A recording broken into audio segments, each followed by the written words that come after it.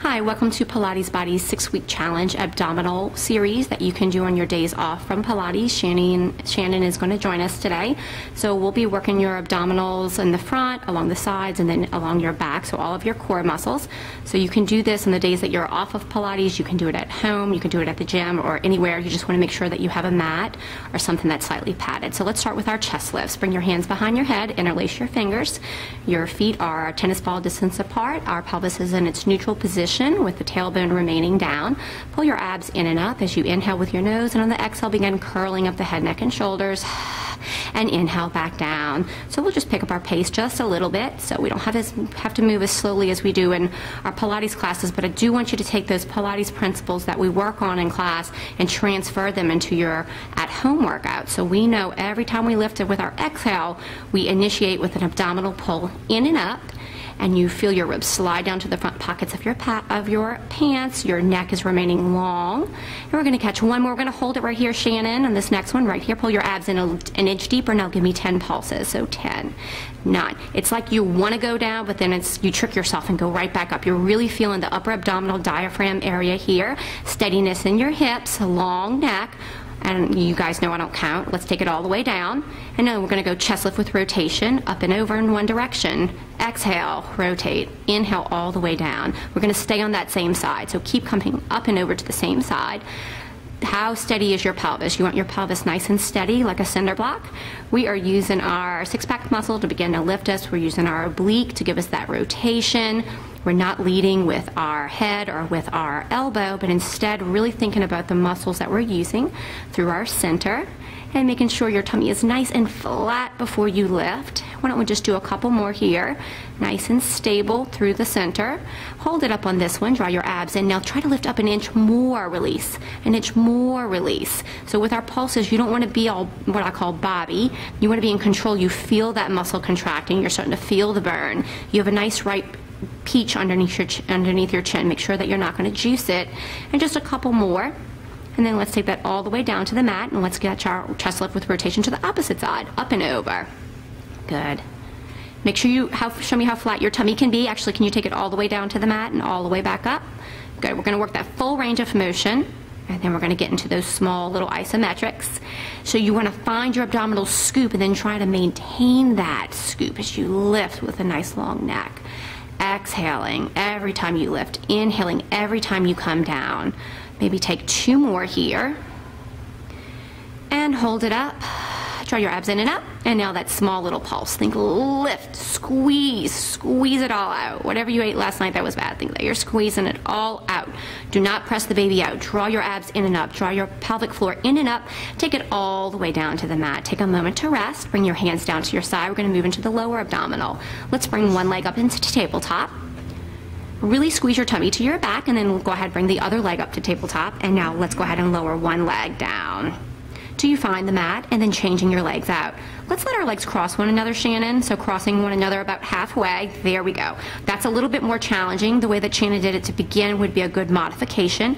If you have lower back issues here, you definitely want to do one leg at a time, or if you're finding stress in your back, you don't have to bring your leg all the way down to the floor. Show me how flat your tummy can be. That low back really wants to pull up here. Relax your head, and we'll catch 2 more changes with each leg. This will be our last time, and then our legs will come to tabletop, and now double leg dip. So both legs dip down and pull up. Now pay attention to your body here. Really show me how flat your tummy can be, and the second that your tummy can maintain that level of flatness, that's the end of your range of motion, and you pull back in. So just pay attention to your body, and you're going to be okay here. We don't want to develop our abs in an outward fashion. Draw in and up, nice flat tummy. We're going to take one more time. We're going to pull it up. We're going to hold it. You're going to do a little can-can. Let's rotate your knees in one direction, your toes in the other. Now only drop your legs halfway down to the floor and then pull back up. So in this one, you won't be able to go all the way down because it'll begin to pull the hip. What you should feel is that lower abdominal, kind of where your panties cross your pelvis in the front. You're kind of shaping that lower portion of your oblique. Just watch your neck, watch your shoulders. And we're going to catch a couple more on this side. Exhale. And then go ahead, when she comes up to the center, she's going to can-can to the opposite side. And then lower back down. Now pay attention to yourself in this exercise. It's important that your pelvis is remaining nice and neutral and that you're only lowering your legs as much as you can without feeling your tummy pop, your low back arc, or your hip hike up there. And we'll take our final 2. And this will be the very last time. Come back to the center, center off your legs, drop 1 foot at a time. Let's go back to our upper abs, hands behind your head. We're gonna take an inhale, thinking that you're going around the world here. Let's go ahead and lift up and rotate your upper body to the left. Hold it, give yourself a little lift. Come to the center, give yourself a lift. Go to the opposite direction, give yourself a lift, and then come all the way down for a rest. And then going up in the opposite direction, up and over to the opposite side, lift, center lift. Opposite side lift, and all the way down. Okay, so keep going like that for me, Shannon. Now come to me. There we go. So you just want to keep reversing your direction. You're basically doing a chest lift with rotation. You're doing 3 abdominal exercises in one, but you're changing the rotation. I like this series a whole lot at the gym. I have to focus enough on the choreography of this routine, but I can still have my iPod on. I'm jamming. I'm just really get into myself. A little bit different than our Pilates, and we will have a Pilates series coming out, some Pilates exercises that you can do at home as well. So notice how still she's being in her lower body. Make sure your chin doesn't start to pull here. If you're feeling fatigued, I want you to skip this section and move to the next. Good. Draw your transverse abdominal in and up, and then go ahead and lift over again. We're going to do, after this, we'll do 1 more in each direction. Should be starting to feel that fire, Shannon, yes? And up and over. Keep that elbow back, the neck long. Steadiness in your lower body, really working on your tummy for the summer here, coming up to bikini season last time. Up and over to the left, to the right, excuse me, to the center, towards your left side, and all the way down. Bring your hands to your side. Pull your legs to tabletop. Squeeze your tummy to your back. Find that balance between your tummy and your back. Now go ahead, single leg stretch. Stretch your right leg out as you exhale, and then change your legs out. Why don't we let our legs cross one another? So again, the way that Shannon was just doing that would be a great modification, but if you want to amp it up, this would be the next series here. And then can you go a little bit lower for us, Shannon? There we go. That's going to be a little bit more challenging. Pull your abs in deep, deep, deep. There we go. Find the place that's challenging but that you can execute with precision. Why don't we take 1 more change with each leg, then pull to tabletop. Now both legs are going to stretch out. Double leg stretch. And back in. Show me how flat your tummy can be, then stretch your legs out. If it's hurting your back here, you can do a couple of things. You can either extend your legs higher, you can bring your hands underneath your bottom, or you can curl your head, neck, and shoulders up, which will create some pressure to keep your back from popping. She's going to go out and really reach her legs out, and then pull back in. Flatten your tummy, go out and reach, pull back in. 1 more time, we're going to go out, hold the stretch. Now bend your knees, dip your toes to the mat, extend your toes back out, pull your knees back into you. Go ahead and extend your legs out. Bend your knees, tap your toes, extend your legs out, pull your knees back in. Good. So this is just a little advancement to double leg stretch for what we were just doing. If this is too hard for you, I want you to just stay with double leg stretch or go back to single leg stretch or take a rest. We're just going to do 1 more. Go all the way out, flatten out your tummy, extend out, pull in, and then straighten your legs to the sky. Drop your right leg halfway down. So she's giving herself a little stretch there. Drop your legs, 1 leg halfway down. Now change your legs out. You can do 1 leg at a time, or you can let your legs cross one another. I want you to straighten your legs a little bit more. Think that you're painting the ceiling with a paintbrush between your toes. Abs are deep. Relax your neck. You have a raw egg underneath your neck. 1 more time, then pull your legs back to 90 degrees for me. Now go into a Pilates V, zip up your inner thigh, no light between your legs, both legs drop down, and then they lift up. You show me how flat your tummy can be before you go down, and then stop right when you feel that bowling ball that's resting on your tummy wants to pop out. Good, with control. These are small range of motion. And we're just going to do 2 more, trying not to rush through it. Last time, beautiful, drop 1 leg at a time. Now roll over to your left side, and we're going into some side lying work. So think now you're going to be working the center of your hourglass. Your head is on your arms, your shoulders and your hips are stacked. Lift the bottom of your waistline away from the mat so you're not dead weight in the bottom. Pull your abs in and up. Lift up your top leg as high as your hip. Really stretch that leg out. Reach it long. Take an inhale. Now pull the bottom leg to meet it for 10. Release. 9. Good. So you're working your inner thigh here. I forgot to mention your feet are very slightly forward from your center line, ever so slightly. If you feel like you're having shoulder issues, you could place a ball or a rolled up towel under your head instead of your arm. Just make sure your abs lift every time before your leg lifts. Let's make one more. Go up, hold it, squeeze your legs together, really stretch your legs out, lift the bottom of your waistline, and now both legs come down to a hover position and then they lift back up. Inhale with your nose, open your mouth, exhale out of your mouth. Good.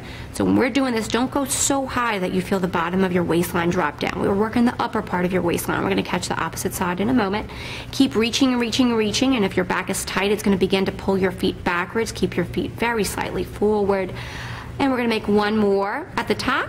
Hold it. Now stick your toes out a little bit further. Now small little lifts for 10 and 9, 8. Straight up and down. Make sure you're not bobbing around on your hip. Is your tummy in as flat as it possibly can be? Now take it down to a hover position. Now small circles. Bring your leg forward, up, back, and down. So it doesn't matter which way you're making your circles here, but your feet come slightly forward from center. They lift up as high as your hip. They go slightly back. And then let's go ahead and reverse it. You're basically tracing the size of a golf ball. You should feel the front, where your panties rest in the front, just on top of your hip, and then where your panties kind of cut across the back part of your bottom. Keep your tailbone reaching long, drop your legs down. I'm sorry, let's do one more thing. Lift back up to your extended position. Bring your top leg forward, your right bottom leg slightly back, and now switch your legs off. So you're doing like a scissor kick here. It's very small though, because we're not working your legs, we're working your waistline. So you're not gonna let that leg go back so far that your tailbone pokes out. Keep your tailbone reaching to the bottom of the machine. Keep your head reaching to the top of the mat. Pull your abs in and up, and let's just do one more nice slow switch. You're starting to really feel the work in your waistline. Squeeze your legs together and then drop your legs down. Roll to our tummy. We're going to do some modified back extension. So your hands are going to be next to your hip bones, the palms facing down, the fingertips facing your toes. Yep. And give me less of a bend. Walk your fingers down a little bit. The amount of bending is not important, but you definitely don't want to lock your elbows out. So when Shannon's in this position, her legs are resting. They're quiet. Her tailbone is reaching down towards her heels. Another way to feel that is your pubic bone is connected to the mat. Lift your abs up off of the mat, taking in an inhale. You're going to begin to lift your head, neck, and shoulders off of the mat. Slide your shoulder blades into your back pocket. The bend in your elbows should deepen, so try not to wiggle your fingers. There we go. And then come back down. So keep moving through that, Shannon. I'll explain this. You're basically doing a backwards crunch, okay, girls? So that's where you should, right where you felt the work in the front and that upper six-pack just underneath your rib cage, that's right where you should feel the work here. Remember that you're not bending back. You're reaching your head out, sliding your shoulders down. You're feeling that work kind of in that bra fat area of your back, that upper hourglass. So your hands are here for support. If you needed to bring your hands to your side, if you felt like you wanted to advance it, that's fine. I just find that most people, when they do that, they start to distend their abdominals and they lose their neutral pelvis. Let's take one more time with the upper body, head out, shoulders down, abs are in, tailbones reaching to your heels, hold your head down. Now let's work the lower half of that hourglass. So now the legs will lift up. Yeah, so the upper body's quiet. You have a little bit of pressure in your hands, not a whole lot. The elbows are soft, the shoulders are soft. Your abs are pulling away from the mat as much as possible. And remember, your pubic bone is strongly connected.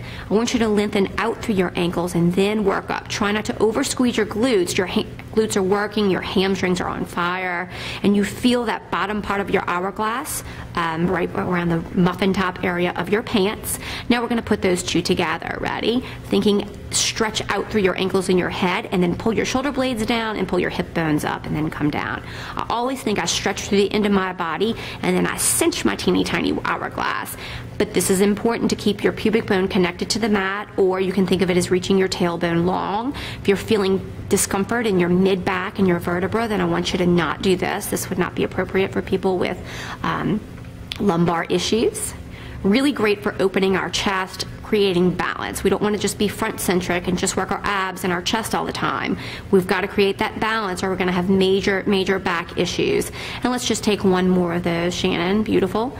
Up and out. Feel the length in your neck, and then go ahead, come down and sit back into child's pose or maybe cat stretch. If child's pose bothers your knees, you can open your knees into a diamond shape. Just sit back. Think about your tailbone being heavy, your forehead being heavy, your back like a turtle, your abs drawn in. Walk your fingertips forward and breathe deep into your nose and out of your mouth.